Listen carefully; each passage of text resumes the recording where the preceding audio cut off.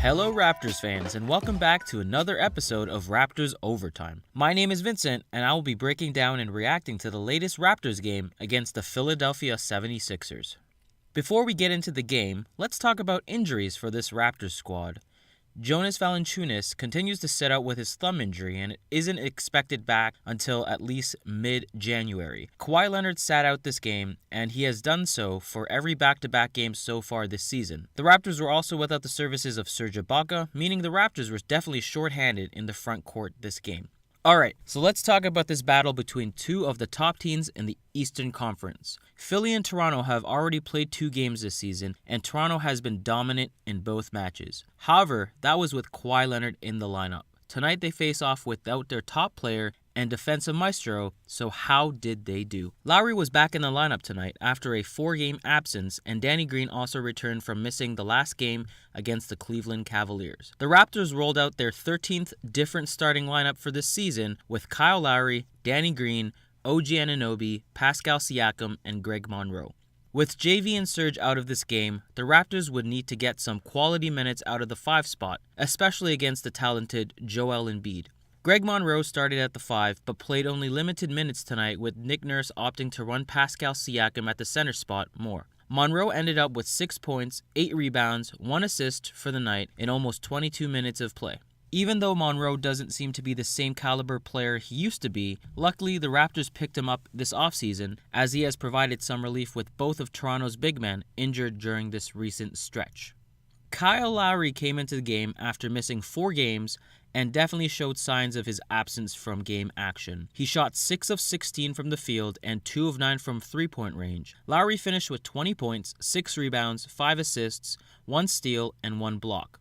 Without Kawhi Leonard tonight, the Raptors were definitely looking for Kyle to provide some solid minutes, and unfortunately, he had a tough shooting night despite his points total. Hopefully, Lowry will be able to find his groove, as this Raptors team as a whole have been shooting horribly from three-point range and could definitely use his career 37% three-point field goal percentage to win some games. At the Raptors 2 spot, Danny Green also shot an inefficient 3 of 12 from the field and 1 of 5 from three-point range. Tough shooting night for Green, and it was amplified tonight without Leonard's steady, efficient, and valuable production on the offensive end. OG started at the small forward position for Kawhi Leonard and had some big shoes to fill, and if he had produced like he had done against the Cavaliers, it would have been a great night for the second-year player. However, the only statistic he was able to replicate from his previous game was his foul troubles. OG ended the game with 5 points, 5 rebounds, 1 assist, and 5 fouls in a little over 26 minutes of play tonight. The final starter for Toronto was Pascal Siakam, who put together a decent performance. With Leonard out of the lineup, there were a lot more shots to go around, and Siakam wasn't shy to take them tonight. Pascal finished with 26 points on 11 of 21 shooting from the field, however shot a terrible 0 of 6 from three-point range. He also added 6 rebounds, dished out 2 assists, and 1 steal. Pascal didn't have an amazing game tonight, but it wasn't terrible either. And on a night where you don't have your superstar in Kawhi Leonard, Pascal Siakam was definitely the most valuable player for this Raptors team.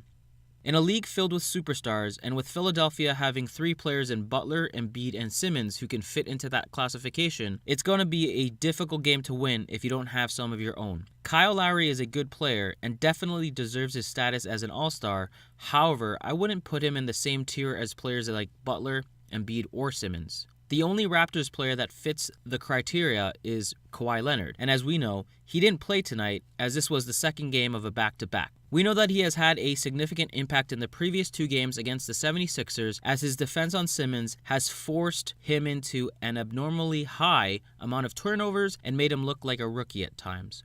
Coming off the bench, Norman Powell provided consistent production after returning from his injury. Norm finished with 13 points, 4 rebounds, 1 assist, and 1 steal against the 76ers, which was his best game so far this season. With CJ Miles and DeLon Wright disappearing at times this season, the Raptors are in desperate need of someone who can provide a stable scoring option off of the bench. Before JV went down to injury, he was filling that role admirably, and it allowed the offense of the bench unit to flow through him. However, with JV out until at least mid-January, there needs to be someone else who can step up and fill that role. CJ has proved ineffective in this stretch with his poor shooting performances, and so has DeLon Wright. Like I said in the last episode, I am a big fan of Norm Powell, and I'm hoping that he is able to shake off his poor performance from last season and is able to pick up where he left off from seasons past. VanVleet returned to his regular position of backup point guard with Lowry's return, however also had a not-so-great shooting performance tonight. He finished with 12 points, 2 rebounds, 3 assists, and 1 steal. However, he scored his 12 points on an inefficient 5 of 14 shooting from the field and 2 of 6 from three-point range. With Lowry, Green, and VanVleet shooting poorly from the field, the Raptors did not get enough production from its wings, especially in the absence of Kawhi Leonard. Finally, both Wright and CJ Miles had forgettable performances again tonight. DeLon finished the game with 4 points, 3 rebounds, 3 assists, and 1 steal on 1 of 5 shooting from the field. CJ's poor shooting continues in this game, with only 3 points on 1 of 4 shooting on the night. The Raptors sorely missed the efficient production of Kawhi Leonard tonight, and more importantly, missed his prowess on the defensive end. Without Leonard guarding Simmons, he finished the game with 26 points, 12 rebounds, 8 assists, and more importantly, with only 1 turnover. Embiid also played like a superstar and scored 27 points on a very efficient 10 of 15 from the field to go along with 11 rebounds, 1 assist, 1 steal, and 1 block. With all the Raptors playing poorly besides Siakam, if you discount his three-point shooting, the Raptors fell to the 76ers by a score of 101 to 126. To be fair, the 76ers have been playing very well at home and are a league-leading 15-3 at home. So the Raptors were already going into a tough arena, but to make matters worse, they were without their superstar in Leonard and were missing 2 valuable pieces in JV and Ibaka. Overall, the Raptors just didn't play up to their potential tonight due to a variety of factors and showed once again the areas in which they need to improve. Toronto continues to struggle from three-point range and shot 10 of 40 from beyond the arc, equating to a three-point field goal percentage of 25%. Also,